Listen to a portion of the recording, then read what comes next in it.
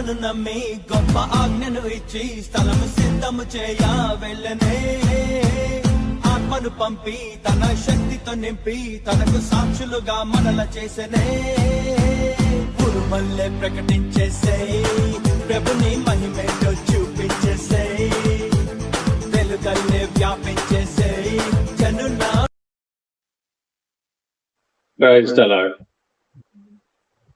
మీరంతా బాగున్నారా? క్రీస్తునందు ప్రియులారా, యేసు క్రీస్తు నామములో మీకు అందరికీ ఈ యొక్క పునరుద్ధానపు దినపు వందనాలు, శుభాకాంక్షలు తెలియజేస్తున్నాను. దేవుడు మిమ్మలను దీవించుగాక. ఆమేన్. ఈనాటి మనము చాలా అంశము చిన్న చూపు. మూల వాక్యము అపోస్తలుల కార్యములు గ్రంథము 6వ అధ్యాయము 1వ వచనము. ఆ దినములలో శిష్యుల సంఖ్య విస్తరించుచున్నప్పుడు అనుదిన పరిచర్యలో తమలోని విధవరాండ్లను చిన్న చూపు చూచులని హెబ్రీయుల మీద గ్రీకు భాష మాట్లాడు యూదులు సనగసాగిరి. దేవుడు తన పరిశుద్ధ వాక్యము దీవించుగాక. ఆమేన్. చిన్న ప్రార్థన చేసుకుని దేవుని వాక్యాన్ని మనము ధ్యానించుకున్నాము. మహాపరిశుద్ధ ప్రేమ కలిగిన తండ్రి, మీకు వందనాలు చెల్లిస్తూ ఈ పరిశుద్ధ దినములో ఇదిగోనైనా మీరు ఇచ్చినటువంటి యొక్క సమయాన్ని బట్టి ఆయా వందనాలు చెల్లిస్తున్నాం తండ్రి. ప్రియబిడ్డలతో కలిసి ఇదిగో తండ్రి వాక్యము ధ్యానించుకునేటువంటి భాగ్యం ఇచ్చారయ్యా. స్తోత్రము తండ్రి. వాక్యం నా ప్రభావం మేము ధ్యానిస్తుండగా అప్పుడు నాకు కావాల్సిన ఆత్మీయ బలము, శరీర బలం దయచేయండి. అలాగే వినగలిగేటువంటి చెవిని గ్రహించుకునే మనసు మాకందరికీ అనుగ్రహించమని మా ప్రభువును రక్షకుడైన యేసు క్రీస్తు నామములో ప్రార్థించి అడిగి వేడుకొని పొందుకుంటున్నాము తండ్రి. ఆమేన్. పిల్లరా, ఆది సంఘములో ఉన్న క్రైస్తవుల్ని శిష్యులని పిలవడం గమనించండి. మత్తయి సువార్త 10వ అధ్యాయము 1వ వచనంలో మనం చూసినట్లయితే, ఆయన తన 12 మంది శిష్యులను పిలిచి అపవిత్రాత్మలను వెళ్ళగొట్టుటకును, ప్రతి విధమైన రోగమును, ప్రతి విధమైనటువంటి వ్యాధిని స్వస్థపరచుటకును వారికి అధికారం ఇచ్చింది. అవును, నాడు శిష్యుల సంఖ్య విస్తరిస్తుంది. యేసు ప్రభు శిష్యులు 12 మంది. అయితే అపోస్తలులు 12 మంది కాకుండా ఇంకా అనేక మంది అపోస్తలులుగా మార్చబడుతున్నారు. దేవుడు వారిని దర్శించాడు. వారు కూడుకొని దేవుని స్తుతిస్తూ ఆరాధిస్తూ వారు సంఘంగా ఉంటున్నటువంటి సమయంలో సంఖ్య విస్తరిస్తూ ఉంది. ఎప్పుడైతే సంఖ్య విస్తరిస్తుందో ఆటోమేటిక్ గా ఇక్కడ కొన్ని సమస్యలు కూడా ఏర్పడతాయి. ఇక్కడ జరిగినటువంటి సందర్భం ఏంటంటే, ఇక్కడ హెబ్రీయుల మీద గ్రీకు భాష మాట్లాడు యూదులు సనగసాగిరి. గ్రీకు భాష మాట్లాడు యూదులు అంటే హెబ్రీ లేక అరబైక్ భాష తెలియనటువంటి క్రైస్తవులు. వారు ఇతర దేశాల్లో పుట్టారు. వారు కొంతకాలం అక్కడ బతికారు. అందుని బట్టి వారికి హెబ్రీ అరబిక్ భాష వారికి రాదు. ఇక్కడ గ్రీకు భాష మాట్లాడేటువంటి ఈ క్రైస్తవుల మీద ఇక అరబిక్ భాష మాట్లాడేటువంటి క్రైస్తవులు సడగసాగారు. అంటే వారిని చిన్న చూపు చూచారు. వాళ్ళు భేదాన్ని కలిగించారు. గమనించండి పిల్లల, ఇక్కడ మనం ప్రధానంగా చర్చించుకునేటువంటి విషయం ఏంటంటే, వారిలో ఉన్నటువంటి ఆ యొక్క వేద భావానికి గల కారణాలు, ప్రత్యేకించి ఆ విధంగా ఉండడం అనేటువంటి ఎంతవరకు కరెక్ట్ అనేటువంటి విషయాల గురించి మనం ఈనాడు ధ్యానించుకున్నాము. గమనించండి, వారు అంతకు మునుపు ఎంతో ఐక్యంగా ఉన్నారు. ఏక సంఘముగా, ఏక ఆత్మగా వారు కలిసి జీవించినట్టు. గ్రీకు వారు, అలాగే హెబ్రూ భాష మాట్లాడేవారు అందరూ కూడా ఒక్కటిగా ఏకభావంతో ఏక తాత్పర్యంతో కలిసి జీవిస్తున్నటువంటి ఆ యొక్క సమాజంలో ఇక్కడ వారు రెండుగా అయ్యారు. అంటే గ్రీకు భాష మాట్లాడే క్రైస్తవులని, హెబ్రూ అరబిక్ భాష మాట్లాడే క్రైస్తవులని వారు రెండు గుంపులుగా తయారయ్యారు. ఇక్కడ ఈ హెబ్రూ భాష, అరబిక్ భాష మాట్లాడేటువంటి క్రైస్తవులు గ్రీకు భాష మాట్లాడేటువంటి క్రైస్తవుల్ని చిన్న చూపు చూడటం ప్రారంభించారు.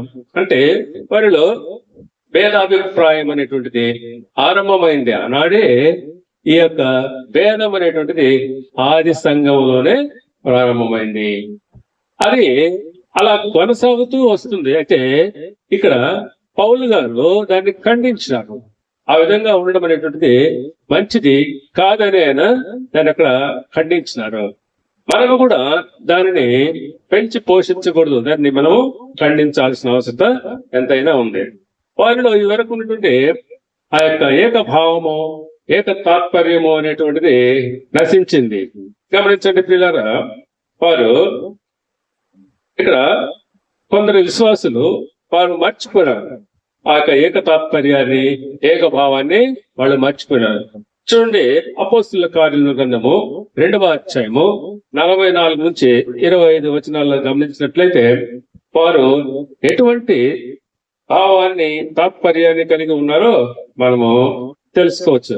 వారు అది వరకు ఏ విధంగా ఉన్నారు? ప్రారంభం నుంచి వారు మంచిగానే ఉన్నారు.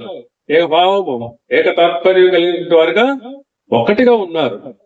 చూడండి, 2వ అధ్యాయము అపోస్తుల కార్యము 2వ అధ్యాయము 44 నుంచి 45 వచనాలు గమనిస్తే, విశ్వసించు వారందరూ ఏకముగా కూడి తమకు కలిగినదంతయు సమిష్టిగా ఉంచుకొనిది. అంటే విశ్వసించిన వారందరూ, వారు గ్రీకు దేశస్థులైనప్పటికీ, హెబ్రూ భాష మాట్లాడే వారైనప్పటికీ, వారందరూ కూడా విశ్వసించిన వారందరూ, అనగా క్రీస్తును విశ్వసించిన వారందరూ ఏ విధంగా ఉన్నారు? ఏకభావము కలిగినటువంటి వారుగా ఉంటూ వారికి తమకు కలిగింది కూడా స్థిర చరాస్తుల్ని సమిష్టిగా ఉంచుకున్నారు. అలాగే ఇదిగాక వారు తమ స్థిరాస్తులను అమ్మి అందరికి వారి వారి అక్కరి కొలది పంచిపెట్టిరి. ఇది చాలా ప్రాముఖ్యమైన విషయం. ఈ విధంగా చేయడం అనేటువంటిది చాలా కష్టము. వాళ్ళు ఎంత ఐక్యత, ఎంత ఏకభావము ఉండకపోతే వాళ్ళ యొక్క అందరూ వారి వారి స్థిర చరాస్తులు అన్ని ఎవరి అక్కు కొలది, వారి వారి అక్కర కొలది అందరికీ పంచి పెట్టగలిగినారంటే నిజముగా వాళ్ళు ఏకభావము, ఏక తాత్పర్యము కలిగి ఉంటున్నారు. వారందరూ ఒక్కటిగా ఉన్నారు. విశ్వసించే వారందరూ కూడా ఒక్కటిగా వారు జీవించారు. అయితే వాళ్ళు ఎందుకు ఈ భేదం కలిగితే, వాళ్ళు కొందరు తమ శరీర స్వభావాన్ని బట్టి అనుసరించారు. ఈ భేదాభిప్రాయాలు అనేటువంటి ఎలా వస్తాయంటే వారి యొక్క శరీర స్వభావాన్ని బట్టి సంఘములో భేదాభిప్రాయాలు అనేటువంటి పొడసూపుతాయి. గమనించండి, 1 కొరింథీ 3వ అధ్యాయము 1 కొరింథీ 3వ అధ్యాయము 1 నుంచి 4 వచనాలు గమనిస్తే, సహోదరులారా, ఆత్మ సంబంధమైన మనుషులతో మాట్లాడినట్లు నేను మీతో మాట్లాడలేకపోతేనే, శరీర సంబంధులైన మనుషులే అనియు క్రీస్తునందు పసిబిడ్డలే అనియు మీతో మాట్లాడవలసి వచ్చున్నాం. అప్పటిలో మీకు బలము చాలకపోయినందున పాలతోనే మిమ్మను పెంచితిని గాని అన్నముతో మిమ్మను పెంచలేదు. మీరింకను శరీర సంబంధులై ఉండటం వలన ఎప్పుడునూ మీరు బలహీనులై ఉన్నారా? చూడండి, మీరు ఇంకను శరీర సంబంధులై ఉన్నారా? కాబట్టి వీరంతా బలహీన స్థితిలో, అప్పుడైతే వారిని ఆయన పాలతో పెంచారు, వారు బలహీనంగా ఉన్నారు. కానీ వారు ఇంకా కూడా అట్టి స్థితిలోనే ఉన్నారు. అందుని బట్టి ఆయన అంటున్నాడు, మీరు ఇంకాను శరీర సంబంధులై ఉండటం వలన ఇప్పుడు మీరు బలహీనులై ఉన్నారు కారా? మీలో 3వ వచనం, మీలో అసూయలు, కలహము ఉండగా మీరు శరీర సంబంధులై మనుష్య రీతిగా నడుచుకునేవారు కారా. మనలో అసూయలు, కలహాలు ఉండటం వల్ల మనము శరీర సంబంధమైన మనుషుల్లాగా ఉంటున్నాము. శరీర సంబంధమైనటువంటి మనుషులు వేరు, ఆత్మ సంబంధమైన మనుషులు వేరు. ఆత్మ సంబంధమైనటువంటి మనుషుల్లో వాళ్ళలో ప్రేమ, సమాధానము అలా వారికి ఉంటాయి. కానీ శరీర సంబంధమైన మనుషుల్లో ప్రేమలు ఉండవు. ఇక్కడ అసూయలు, కలహాలు కలిగి ఉంటారు. ఇక్కడ ఆదిమ సంఘములో ఈ యొక్క అపోస్తులలో ఇక్కడ కొంతమంది అవిశ్వాసముగా వారిలో కలహాలు, అసూయలు, ద్వేషాలతో వారు ఉంటూ ఉన్నారు. అనగా వారు శరీర స్వభావాన్ని కలిగి ఉంటున్నారు. గమనించండి ప్రియులారా, భాష, రంగు, జాతి, వర్గము, కులము వంటి కారణాలను బట్టి మనము భేదాభిప్రాయాలు కలిగి ఉన్నామంటే మనము తప్పకుండా శరీర స్వభావంతో ఉన్నామని అర్థం చేసుకోవాలి. ఇది మానవ భ్రష్ట స్వభావానికి సాదృశ్యం. క్రీస్తు ఇటువంటి వ్యత్యాసాలనైనా అనుమతించల. క్రీస్తులో వాటికి ఎటువంటి ప్రాముఖ్యము కూడా లేదు. అక్కడ అంటున్నాడు 1 కొరింథీ 12:13 1 కొరింథీ 12:13 ఎలాగనగా యూదులమైనను, గ్రీసు దేశస్థులమైనను, దాసులమైనను, స్వతంత్రులమైనను మనమందరము ఒక్క శరీరంలోనికి ఒక్క ఆత్మ ఎందే బాప్తిసము పొందితిమి. మనమందరము ఒక్క ఆత్మను పానము చేసింది. చూడండి పిల్లగా, యూదులైనా, గ్రీసు దేశస్థులైనా, దాసులైనా, స్వతంత్రులైనా మనమందరము ఒక్క శరీరం అనగా క్రీస్తులో బాప్తిజము పొందాము. అలాగే ఒక్క రీతిగా ఒక్కటిగా మనము పానము చేస్తున్నాం. మనమందరము ఒక్క ఆత్మలోనే మనము పానము చేస్తున్నాం. అలాంటప్పుడు శరీర సంబంధమైనటువంటి ఆ భేదాలు మనలో ఉండకూడదు. ఎందుకని? క్రీస్తు మన శరీరంలో మనం దాల్చుకుని ఉన్నాం కాబట్టి, క్రీస్తు ఏ రీతికైతే ఈ రీతిని అసూయలను, ద్వేషాలను అట్ని ఆయన తిరస్కరించాడో, వాటిని ఆయన అనుమతించలేదో, మనము కూడా ఆ రీతిగానే ప్రభువునందు ఏక స్వభావము, ఏక మనసు, ఏక తాత్పర్యము కలిగినటువంటి వారంగా ఉండాల్సిన అవసరత ఎంతైనా ఉంటున్నది. చూడండి, గలతీలకు రాసిన పత్రిక 3వ అధ్యాయము 28వ వచనం గమనిస్తే, యూదుడని గ్రీసు దేశస్థుడని లేదు, దాసుడని స్వతంత్రుడని లేదు, పురుషుడని స్త్రీ అని లేదు, యేసు క్రీస్తునందు మీరందరూ ఏకముగా ఉన్నారు. ఇక్కడ ఏ భేదం లేదు. యూదుడని లేదు, గ్రీసు దేశస్థుడని లేదు, దాసుడని లేదు, స్వతంత్రుడని లేదని, స్త్రీ అని గాని పురుషుడనే ఏ భేదము లేదు. మనమందరము క్రీస్తులో ఏకమై ఉన్నాము, ఒక్కటిగానే ఉన్నాము. ఏక తాత్పర్యము కలిగినటువంటి వారంగా ఉండాలి. ఆ విధంగా ఉండాలని పౌలు వారికి బోధిస్తున్నాడు. అయితే ఇక్కడ గమనించండి, కొలస్సీలకు రాసిన పత్రిక 3వ అధ్యాయము 11వ వచనాన్ని కూడా మనకు చదువుకున్నట్లయితే, ఇట్టి వారిలో గ్రీసు దేశస్థుడని, యూదుడని భేదం లేదు, సున్నతి పొందుటనియు సున్నతి పొందకపోవుటనియు భేదము లేదు. ఇక్కడ యూదుడని, గ్రీసు దేశస్థుడని గాని, సున్నతి పొందడం అని గాని, సున్నతి పొందకపోవడం అనేటువంటిది భేదం లేదు. ఇది కూడా యూదుల్లో సున్నతి పొందినటువంటి వారని, సున్నతి లేదని, ఈ విధంగా ఒకరి మీద ఒకరు తక్కువ భావంతో ఒకరినొకరు వారిలో ఒకరిపైన ఒకరు హెచ్చించుకుంటూ, మేము సున్నతి పొందినాం, వీళ్ళు సున్నతి లేని వాళ్ళు అనేటువంటి భేదభావం అనేటువంటి ఏర్పడతా ఉంది. కానీ ఇక్కడ పౌలు చెప్తున్నాడు, సున్నతి పొందుటనియు సున్నతి పొందకపోవుట అనియు భేదము లేదని చెప్తున్నాడు. పరదేశి అని, సింధీయుడని, దాసుడని, స్వతంత్రుడని లేదు గాని క్రీస్తు సర్వమును అందరిలో ఉన్నవాడై ఉన్నాడు. అందరిలో ఉన్నాడు ఆయన. క్రీస్తు ప్రతి ఒక్కరు అంటే యేసు క్రీస్తు అందరికీ ప్రభు అయి ఉన్నాడు. ఆయన ఎవరి పక్షంగా లేడు. ఎవరందరిని విశ్వసిస్తున్నారో వారందరిలో ఆయన ఉంటున్నాడు. కాబట్టి పిల్లగా క్రీస్తు సర్వమును అందరిలోనూ ఉన్నవాడే ఉంటున్నాడు. కాబట్టి ఇక్కడ మనం గమనించాల్సింది ఏంటంటే ఏక భావము, ఏక తాత్పర్యము, ఏక మనసు కలిగి సంఘం అనేటువంటిది ఉండాలి అని మనము అర్థం చేసుకోవాలి. అదేవిధంగా ఈనాటి క్రైస్తవ సమాజాన్ని మనం గమనించినట్లయితే ఎన్నో రకాలైనటువంటి భేదాభిప్రాయాలు, చిన్న చిన్న గుంపులు మనకి ఉంటున్నాయి. ఇవన్నీ కూడా క్రీస్తుకు విరోధ భావాన్ని కలిగిస్తాయి. కాబట్టి మనము కూడా ఆదిమ సంఘములు ఏ రకంగా అటువంటి చిన్న చిన్న భేదాలు కలిగి వారు ఉంటూ క్రీస్తుకు దూరం అయిపోతూ ఉన్నారో, అదే విధంగా ఈనాడు కూడా మనలో ఇటువంటి భేదాలు మనం కలిగి ఉన్నట్లయితే మనము కూడా క్రీస్తును ఆరాధించే వారంగా ఉండము.